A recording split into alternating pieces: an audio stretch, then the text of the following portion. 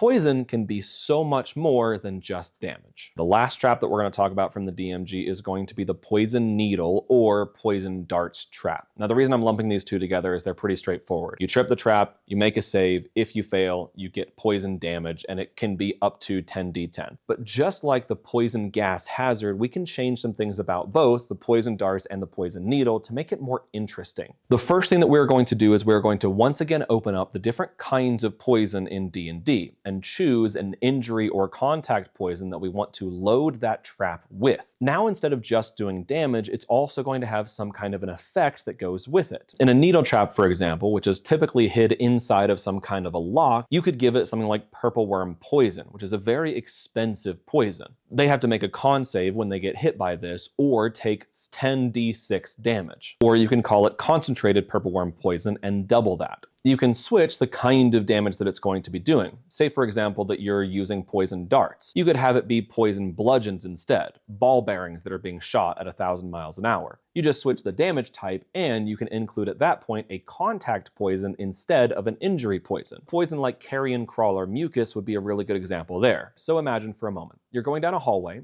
you step on a pressure plate. You get hit with bludgeoning damage instead of piercing damage. And for each attack that you get hit by, you need to make a Constitution save. On a failure, you have the paralyzed condition for the next minute. We can increase the difficulty of that by simply increasing the duration of the poison's effect. If you've got a group that is trying to hide something or ambush, then that would be a really good poison. Alternatively, instead of carrion crawler mucus, you could have it be the oil of Taggart, which is also a contact poison. And if they fail that save, they go unconscious for the next 24 hours. They'll wake up if they take damage, but if your NPCs are careful, that shouldn't happen. Going back to darts in their truest form, you could have the darts deal piercing damage and get the injury poisons in all of their various kinds from the DMG as well. They'll have similar effects like going unconscious, being paralyzed, or other kinds of effects. So look through the poisons and start loading those up into these kinds of poison traps.